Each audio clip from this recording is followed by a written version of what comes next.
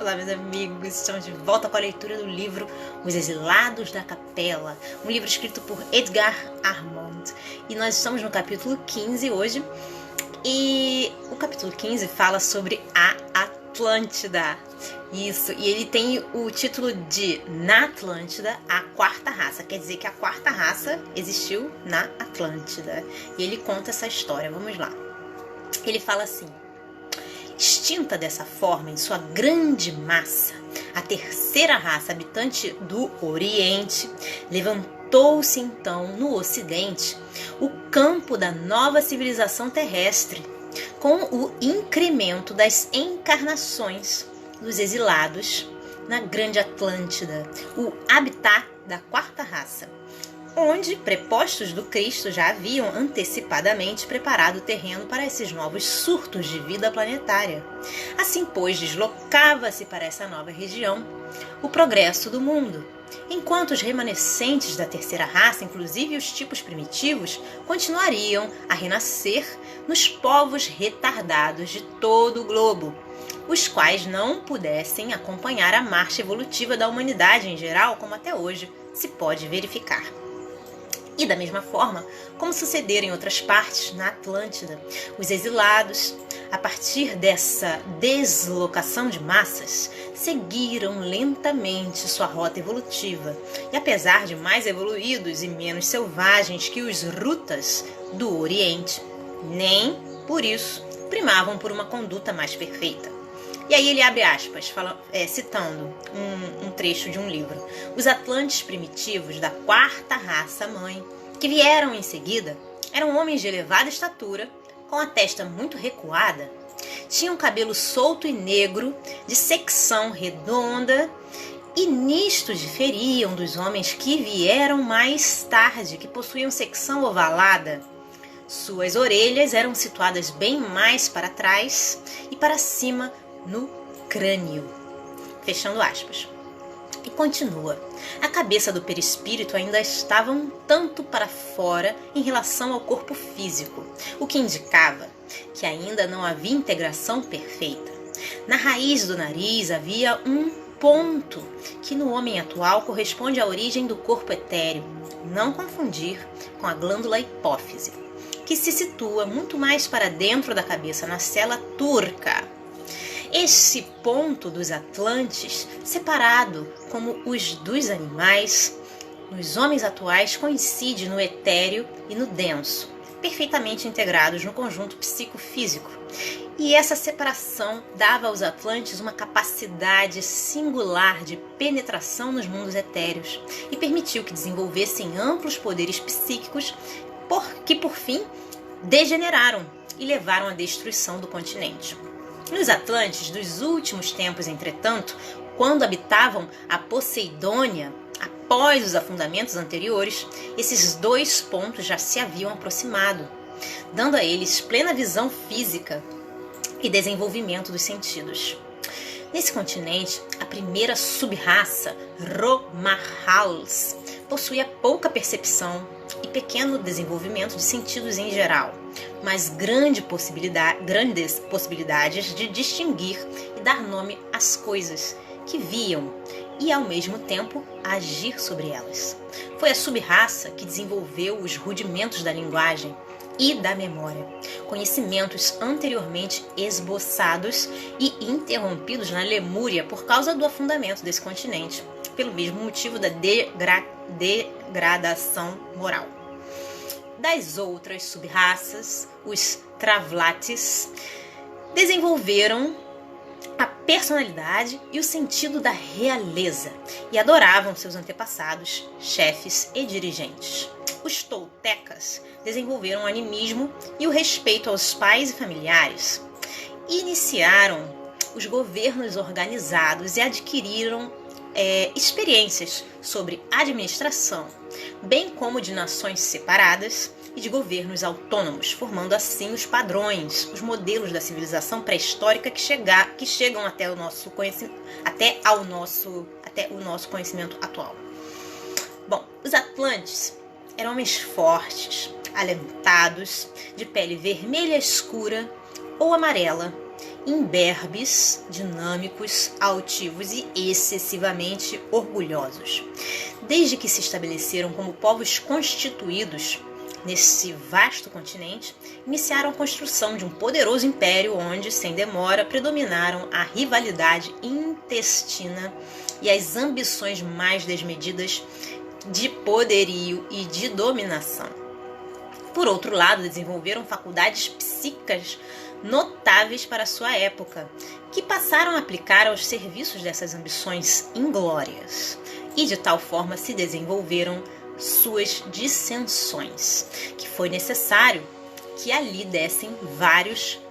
descessem vários missionários lá do alto, para intervir no sentido de harmonizar e dar diretrizes mais justas e construtivas às suas atividades sociais. Segundo consta de algumas revelações mediúnicas, ali encarnou 2 vezes sob os nomes de Anfion e Antúlio, o Cristo planetário, como já o tinha feito anteriormente na Lemúria, sob os nomes de Numu e Juno, e como faria mais tarde na Índia, como Krishna e Buda, e na Palestina, como Jesus. Porém, triunfaram as forças inferiores, que a tal ponto se generalizaram os desentendimentos entre diferentes povos, que se impôs a providência da separação de grandes massas humanas mormemente entre. E aí ele coloca uma nota dizendo: letra A, gigantes vermelho escuros, colonizadores amarelos. Os colonizadores eram amarelos, os agricultores também eram amarelos e os montanheses eram vermelho escuros. Bom, os Romahals eram os gigantes vermelho escuros. Os Turanianos eram os colonizadores amarelos. Os mongóis eram os agricultores amarelos. E os Travlats eram os montanheses vermelho escuros. Bom, entre eles esses povos, refluindo parte deles para o norte do continente, de onde uma parte passou à Ásia pela ponte ocidental do Alasca, localizando-se principalmente na China, e outra parte alcançou o continente hiperbóreo, situado, como já vimos, nas regiões árticas ao norte da Europa, que nessa época apresentavam magníficas condições de vida para os seres humanos. No seio da grande massa que permaneceu na Atlântida, formada pelas outras 3 sub-raças, e aí, como as sub-raças, ele fala sobre que a primeira, ele cita os toltecas, que eram os administradores de pele vermelho cobre, os semitas, que eram os guerreiros de pele escura, e os acádios, que eram os navegadores comerciantes. E aí ele não diz qual é o tipo de pele, ele não fala qual é a pele. Bom, essas sub-raças, o tempo, no seu transcurso milenário, assinalou extraordinários progressos no campo das atividades materiais, conquanto semelhante ao que já sucedera no Oriente. As sociedades desses povos tinham se deixado dominar pelos instintos inferiores e pela prática de atos condenáveis de orgulho e violência. Assim, então, lastimavelmente degeneraram, comprometendo sua evolução. Lavrou entre eles tão terrível corrupção psíquica como consequência ocorreu novo e tremendo cataclismo. A Atlântida também submergiu. Os arquivos da história humana não oferecem aos investigadores dos nossos dias documentação esclarecedora e positiva desse acontecimento, como, aliás, também sucede ainda mais acentuadamente em relação à Lemúria. Por isso é que esses fatos tão importantes e interessantes para o conhecimento da vida planetária estão capitulados no setor das lendas. Mas, não obstante, existem indicações aceitáveis de sua autenticidade que constam de uma extensa e curiosa bibliografia assinalada por autores respeitáveis de todos os ramos da ciência oficial. Como não temos espaço nesta obra para expor a questão detalhadamente, nem esse é o nosso escopo, porque não desejamos sair do terreno espiritual, limitamos-nos unicamente a transcrever um documento referente à Atlântida, que reforça a nossa desvaliosa exposição. É um manuscrito denominado O Troiano, descoberto em escavações arqueológicas do país dos Toltecas, ao sul do México, e que se conserva, segundo sabemos, no British Museum de Londres. E esse arquivo, esse manuscrito diz o seguinte, abrindo aspas, no ano 6 de Can, em 11 Muluk, no mês de Zak, terríveis tremores de terra se produziram e continuaram sem interrupção até dia 13 de Xuen. A região das colinas de argilas, o país de Mu, foi sacrificado. Depois de sacudido por 2 vezes, desapareceu subitamente durante a noite. O solo, continuamente influenciado por forças vulcânicas, subia e descia em vários lugares até que cedeu. As regiões foram então separadas uma das outras e depois dispersas. Não tendo podido resistir às suas terríveis convulsões, elas afundaram, arrastando 64 milhões de habitantes. E isto passou-se 8.060 anos antes da composição deste livro, fecha aspas. E aí o autor continua dizendo o seguinte, o Codex Tolteca tira, e aí entre parênteses, livro das migrações, menciona, entre outras, as migrações de 8 tribos que alcançaram as praias do Pacífico vindas de uma terra situada a leste chamada Aztlán. As terras mexicanas falam de uma terrível catástrofe, de uma inundação tremenda que obrigou as tribos Nahua e Quinché a emigrarem para o extremo sudoeste.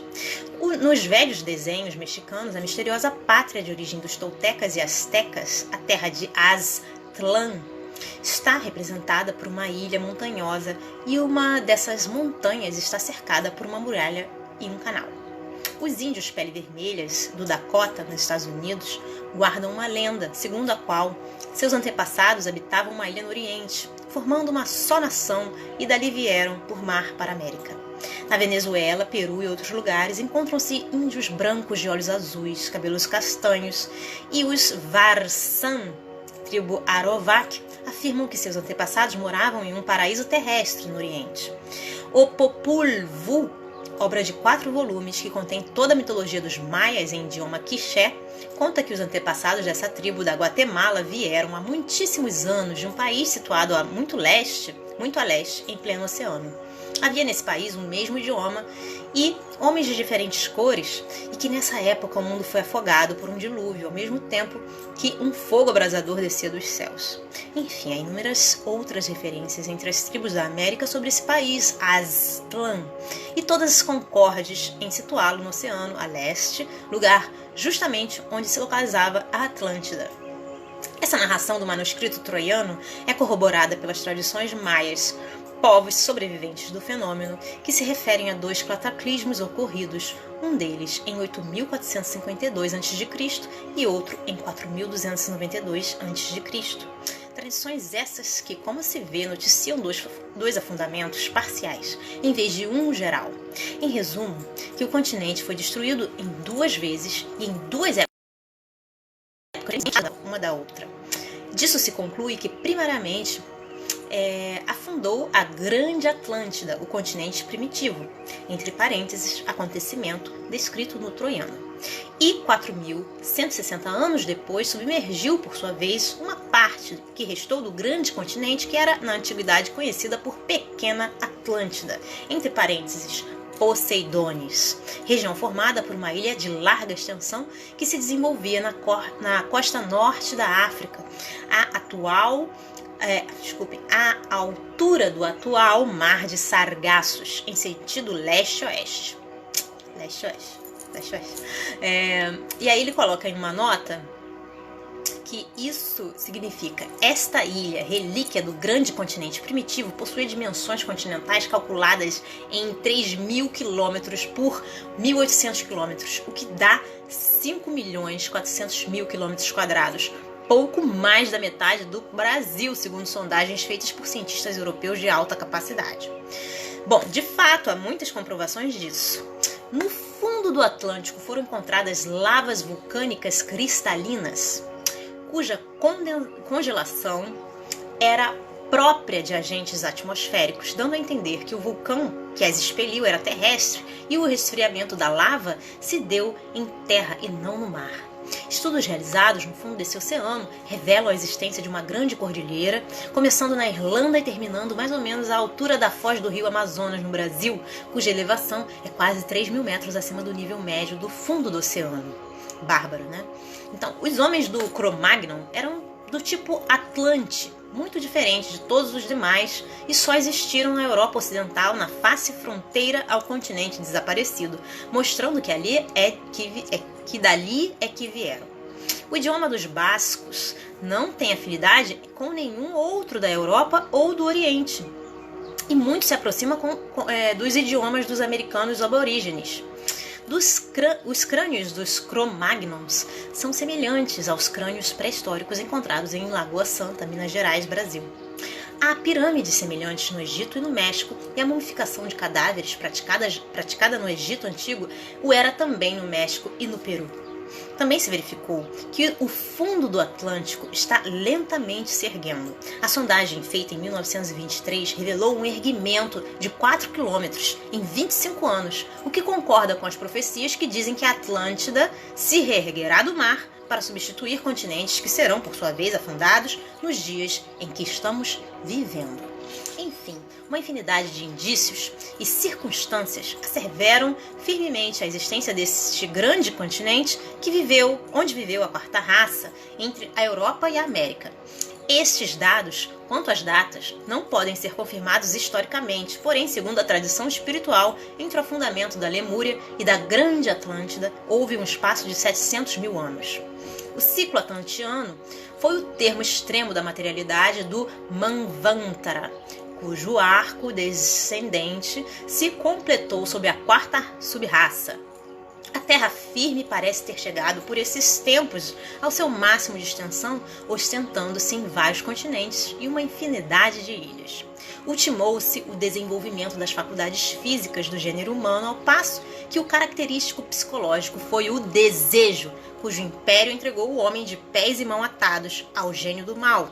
A peçonha e o sabor do sangue estabeleceram então o seu reinado. Os atlantes possuíam um profundo conhecimento das leis da natureza, mormente das que governam os 3 elementos, terra, água e ar. Eram também senhores de muitos segredos da metalurgia. As suas cidades eram ricas em ouro e alguns de seus palácios eram feitos desse metal. Suas subraças espalharam-se por todos os países do mundo de então. Cultivaram a magia negra e utilizavam-se grandemente dos elementais e de outros seres do submundo. O apogeu da civilização atlântica teve a duração de 70 mil anos e exerceu profunda influência na história e na religião de todos os povos pré-históricos que habitaram o Mediterrâneo e o Oriente Próximo. Como as anteriores, esta raça-mãe teve, como já vimos, 7 sub-raças. As 4 primeiras habitaram o continente até a sua submersão, e as 3 últimas habitaram a grande ilha Poseidones. Os chineses, mongóis em geral, inclusive os javaneses, são na Ásia os remanescentes desses povos no seu período de natural decadência etnográfica. Diz Mahatma no Himavat, abrindo aspas. Na idade eocênia, ainda no seu começo, o ciclo máximo dos homens da quarta raça, os atlantianos, tinha chegado ao seu ponto culminante. E o grande continente, pai de quase todos os continentes atuais, mostrou os primeiros sintomas de mergulhar nas águas, o processo que durou até há 11.446 anos, quando sua última ilha, que podemos com propriedade chamar Poseidones, abismou-se com o estrondo. Não se pode confundir Lemúria com Atlântida. Ambos os continentes sossobraram, mas o período decorrido entre as duas catástrofes foi de cerca de 700 mil anos. Floresceu a Lemúria e terminou a sua carreira no espaço de tempo que antecedeu a madrugada da idade eocênia, pois a sua raça foi a terceira. Contemplai as relíquias dessa nação, outrora tão grandiosa, em alguns dos aborígenes de cabeça chata que habitam a vossa Austrália. Lembrai-vos de que por baixo dos continentes explorados e escavados pelos cientistas, em cujas entranhas descobriram a idade eocênia, obrigando-a a entregar os seus segredos podem jazer ocultos nos leitos oceânicos, insondáveis outros continentes muito mais antigos. Assim, por que não aceitar que os nossos continentes atuais, como também Lemúria e Atlântida, hajam sido submergidos já por diversas vezes, dando assento a novos grupos de humanidades e civilizações, que no primeiro grande solevamento geológico do próximo cataclismo, na série de cataclismos periódicos que ocorre desde o começo até o fim de cada ciclo, os nossos atuais continentes submetidos já à autópsia hão de afundar-se, enquanto tornem a surgir outras Lemúrias e outras Atlântidas. Fechando aspas. Assim como aconteceu antes com a Lemúria, o afundamento da Atlântida trouxe para a geografia do globo novas e importantes modificações na distribuição das terras e das águas, a saber, com o afundamento da Grande Atlântida, letra A, sobrelevou-se o território da futura América, que se rematou ao ocidente, no centro e no sul, com a Cordilheira dos Andes. Letra B, completou-se o contorno desse continente na parte oriental. Letra C, permaneceram sobre as águas do oceano, que então se formou e conserva o mesmo nome do continente submergido, o Atlântico, algumas partes altas que hoje formam as ilhas de Cabo Verde, Açores, Canárias e outras.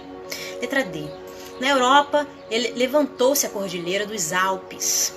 E com o afundamento da pequena Atlântida, letra A, produziu-se novo levantamento na África, completando-se esse continente com a secagem do lago Tritônio e consequente formação do deserto do Saara, até hoje existente. Letra B, foi rompido o Istmo de Gibraltar, formando-se o atual estreito do mesmo nome e o Mar Mediterrâneo. Essa narrativa do troiano e as tradições dos maias, por outro lado, concordam com as tradições egípcias reveladas a Solon pelos sacerdotes de Sais, 600 anos antes da nossa era, as quais afirmam que a Atlântida submergiu 9.500 anos antes da época em que eles viviam. Também concordam com a narrativa feita por Platão em seus livros Timeu e Crítias, escrita 4 séculos antes de Cristo, na qual esse renomado discípulo de Sócrates, filósofo, iniciado grego, que gozou na antiguidade de alto e merecido prestígio, confirma todas essas tradições. Para o trabalho que estamos fazendo, considera sua feição mais que tudo espiritual. Basta-nos a tradição. Por último, quanto aos habitantes sobreviventes desses 2 cataclismos, resta dizer que parte se refugiou na América sobrelevada, vindo a formar os povos astecas, maias, incas e pele vermelhas em geral, ainda hoje existentes. Parte alcançou as costas norte-africanas, vindo a trazer novo contingente de progresso aos povos ali existentes, principalmente aos egípcios. Em uma última parte, finalmente, a de importância mais considerável para a evolução espiritual do planeta, ganhou as costas do continente hiperbóreo, para leste, onde já existiam colônias da mesma raça, para ali imigradas anteriormente, como já dissemos, e cujo destino será em seguida relatado. Assim, com estes acontecimentos terríveis e dolorosos, extinguiu-se a 4ª raça, e abriu-se campo às atividades daquela que a sucedeu, que, sobre todas as demais, foi a mais importante e decisiva para a incipiente civilização do mundo. Bom, gente, ficamos aqui por hoje. Esse capítulo é fantástico, adoro a história da Atlântida. Um grande beijo a todos, Deus abençoe, até a próxima. Tchau, tchau.